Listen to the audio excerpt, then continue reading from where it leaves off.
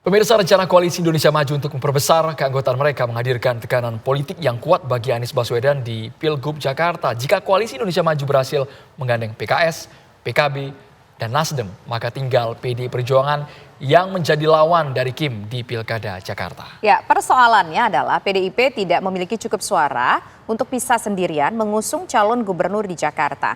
Jika skenario ini terjadi, akankah Ridwan Kamil ini melawan kotak kosong pemirsa di Pilgub Jakarta? Untuk membahasnya telah bergabung bersama kami ada Ketua DPP PDI Perjuangan, yaitu ada Bang Eriko Sutarduga, kemudian juru bicara PKS, yaitu ada Pak Pipin Sopyan, dan juga ada pakar politik Mas Adi Prayitno. Nanti juga akan bergabung bersama kita pemirsa Wakil Ketua Umum Golkar, yaitu Bang Ahmad Doli Kurnia.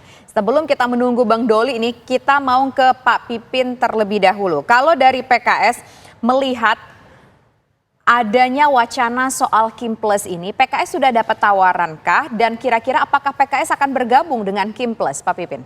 Bang Pipin.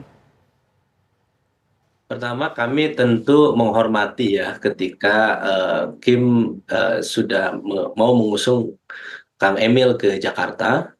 Dan saya kira memang Kang Emil adalah salah satu gubernur yang punya prestasi di Jawa Barat. Dan tetapi kami sebetulnya sudah mengusung Mas Anies Baswedan dan Pak Sohibul Iman sejak 40 hari yang lalu sampai saat ini. Tetapi kami sebetulnya sudah berikhtiar semaksimal mungkin untuk supaya aman ini bisa berlayar. Ya, Presiden PKS, Pak Ahmad Syaihu keliling ke partai-partai untuk supaya tiket cukup dari 22, PKS punya 18 kurang 4. Kami berharap bahwa Pak Anies dan Pak Sohibul Iman ini bisa segera berlayar dengan ditunjukkan apa? SK, jadi surat keputusan, minimal surat rekomendasi masing-masing partai politik. Dan untuk itu juga kami menugaskan ke Mas Anies sebetulnya sampai awal Agustus ini supaya itu terpenuhi. Ya, tetapi sampai saat ini memang masih jomblo ini, masih tunggal, belum terpenuhi tiket 22 kursi DPRD Jakarta.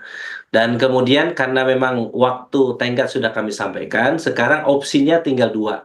Jadi pimpinan PKS tentu akan melihat pertama apakah memang memberikan tambahan waktu kepada Mas Anies untuk menambah kursi dari 18 menjadi 4, atau misalnya menerima atau mempertimbangkan opsi lain, salah satunya adalah dari Kim.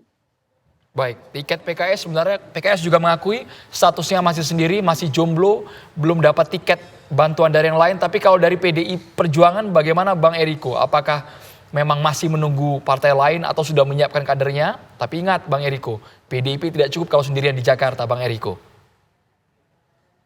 Memang cara Andromeda ini menyampaikan, walaupun dasimu itu merah seperti baju saya ini, tapi bahasa-bahasa orang politik yang kamu pakai itu Andromeda, bukan lagi bahasa media ini. Memang udah lebih paham politik Andromeda dibandingkan orang politik sendiri. Simpel saja sebenarnya Andro dan seluruh pemirsa yang ada di manapun Anda berada, bahwa mau maju pilkada harus cukup kursi, itu realita yang nyata, itu tidak bisa dipungkiri. Dan kami menyadari sepenuhnya, sama seperti tadi Kang Pipin dari PKS juga tidak mungkin maju sendiri karena dibutuhkan 22 kursi, kami ada 15, kalau PKS ada 18, kurang 7 kursi.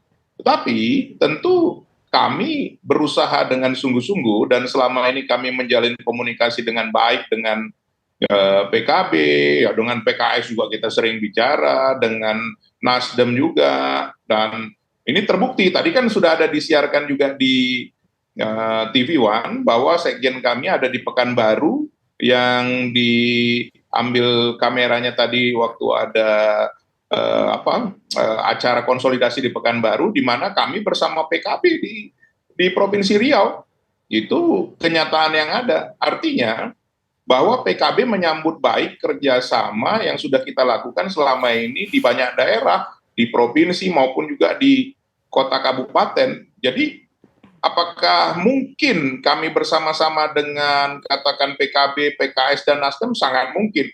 Tapi apakah mungkin juga Andromeda, ini menjawab Andromeda juga, apakah mungkin juga pihak yang mengklaim bisa mengambil semua dan kemudian menghadapi kotak kosong?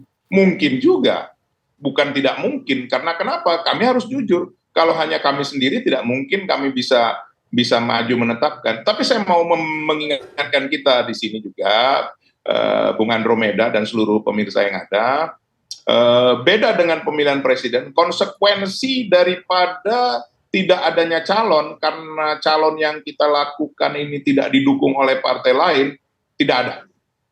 Itu di PKPU sudah jelas, di PKPU ke-8, nomor 8, itu disampaikan seperti itu. Itu juga perlu saya ingatkan di sini, itu satu. Hal yang kedua, Bung Andromeda dan seluruh pemirsa di sini, bahwa Jakarta nanti dengan daerah khusus Jakarta, bukanlah seperti daerah khusus ibu kota yang ada yang kita pikirkan selama ini. Sekarang sudah ada konsep untuk membentuk yang namanya aglomerasi yang sampai di Cianjur. Dan itu kita belum tahu siapa yang memimpin. Apakah nanti yang memimpin itu Menko ataukah wakil presiden ataukah siapa, kita belum tahu. Sehingga Jakarta tidak sama juga dengan Jakarta pada waktu periode-periode yang sebelum ini dan sampai sekarang. Ini juga menjadi catatan bagi kita. Tetapi anyway, kami akan berusaha sungguh-sungguh mengajak saudara-saudara kami partai lain supaya demokrasi yang ada di Indonesia ini, teristimewa di Jakarta ini bisa berjalan. Tepat yang dikatakan oleh Pak Ahok tadi, ya kalau misalnya melawan kotak kosong kan bukan tidak boleh, boleh. Tetapi bagaimana reaksi masyarakat Jakarta, ya kita tunggu saja. Karena masyarakat Jakarta kan sangat memahami artinya demokrasi yang ada. Mereka lah yang sebenarnya memiliki suara yang untuk diberikan kepada siapa nanti. Itu barangkali dari kami. Baik. Sekarang kita akan menuju ke Mas Adi Prayitno. Mas Adi, kalau menurut Mas Adi, mungkin nggak ada ujungnya nanti ketika Pilkada Jakarta, Ridwan Kamil melawan kotak kosong, atau mungkin itu nggak akan terjadi karena akan membuat gaduh suasana para masyarakat Jakarta? Saya kira kuncinya ada 3 hal supaya Pilkada Jakarta tidak kotak kosong. Pertama, partai politik yang sudah menyatakan dukungan kepada Anies Baswedan, iman politiknya kokoh hingga mendaftarkan ke KPU Jakarta. 3 partai itu tentu adalah PKB, Nasdem, dan PKS. Kalau iman politiknya solid, tidak goyang-goyang, maka bisa dipastikan Anies akan berlayar. Andai ada beberapa partai pengusung Anies ini yang kemudian ingin bergabung dengan koalisi Kim, faktor yang kedua yaitu harus ada gerakan-gerakan agresif dari PDIP yang harus meyakinkan PKS misalnya untuk bisa mengusung salah satu calon, entah itu Anies Baswedan atau jagoan dari PDIP.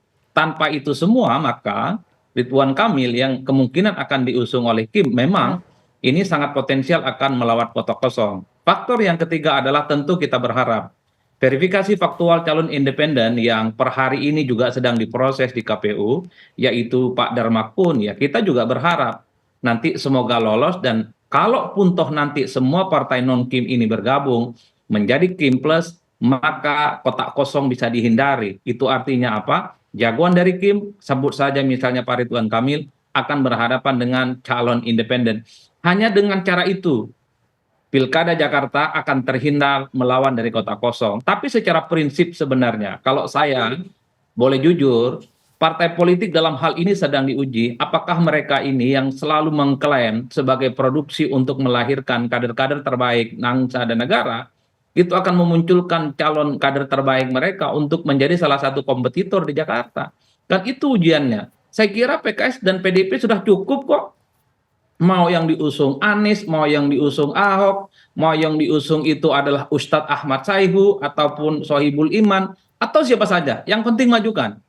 Ini yang sebenarnya sedang ditunggu.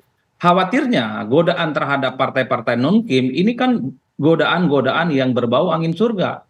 Masuk koalisi pemerintah, jadi menteri, jadi pembantu Prabowo dan Gibran, dan akses terhadap kekuasaan ekonomi dan politik adalah tawaran-tawaran yang menurut saya tentu sangat menggiurkan dibandingkan misalnya mengusung Anies Baswedan di Jakarta yang belum tentu bisa dipastikan kemenangannya. Oleh karena itu, kalau kita mau iris rata-rata secara umum, apakah akan ada kotak kosong di Jakarta? Itu tentu sangat tergantung bagaimana elit-elit partai yang saat ini sedang mendesain bagaimana pilkada itu supaya tak ada kotak kosong. Jadi kalau ada kotak kosong, ya salahnya adalah partai politik, kenapa harus berkongsi pada partai-partai yang mayoritas? Kalau ada kotak kosong, kenapa partai ini tidak mau berkongsi satu sama yang lain mengusung kader mereka sebagai salah satu kontestan untuk menyelamatkan demokrasi?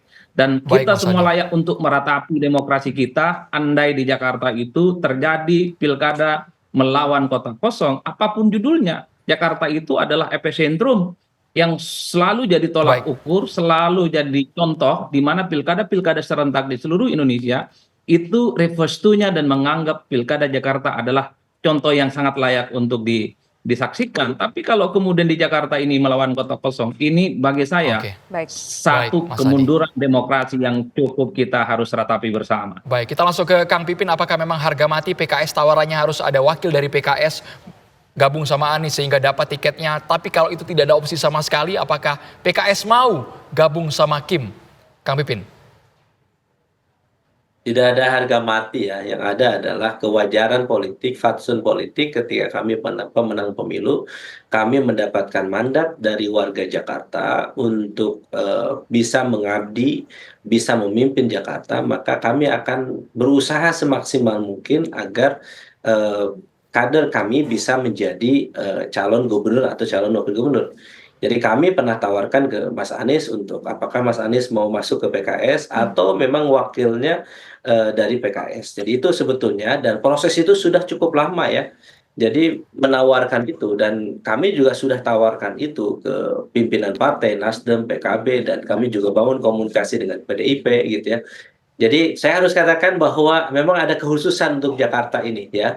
Tidak banyak kepala daerah, calon kepala daerah yang di-endorse secara khusus oleh Presiden PKS ya. Saya kira memang hanya Mas Anies Baswedan yang secara khusus Presiden PKS berkomunikasi dengan Pak Surya Paloh, dengan Gus Imin ya, dengan pimpinan partai lain termasuk dengan Perindo, termasuk dengan PSI untuk supaya Mas Anies ini bisa berlayar dengan Pak Soebul Iman. Tetapi 40 hari sudah berlalu, waktu tenggat sudah kami sampaikan. Nah, saat ini memang ruangnya ada di pimpinan PKS, ya di Badan Pekerja Musyawarah Majelis Musyawarah PKS yang akan menentukan apakah nanti akan ada perpanjangan waktu kepada Mas Anies dan Pak Sohibul Iman atau ada pilihan lain yang dapat tawaran dari Kim ke depan sehingga bagi kami kader PKS bisa berlayar dan sesungguhnya kami untuk apakah kita akan berlayar atau tidak. Saya harus katakan bahwa kuncinya ada di surat rekomendasi atau SK di partai. Jadi ketika kami akan mendukung atau kami akan tidak akan mendukung. Nah, poinnya ada di SK dan kami sudah memiliki SK itu tinggal kami menunggu apakah nanti dari Nasdem, PKB atau dan yang Baik. lainnya keluar atau tidak. Kalau Oke. misalnya itu tidak ada, maka wajar kalau kami mempertimbangkan opsi yang lain selain opsi aman. Oke, baik. Kita dapat poinnya. Terima kasih Kang Pipin sudah bergabung bersama kami. Kita nantikan bagaimana keputusan ataupun akhir dari hal yang akan diambil oleh PKS untuk Pilkada Jakarta ini pemirsa. Nanti kami juga akan berbincang dengan Wakil Ketua Umum Golkar yaitu Bang Ahmad Doli Kurnia usai jeda berikut. Tetaplah bersama kami.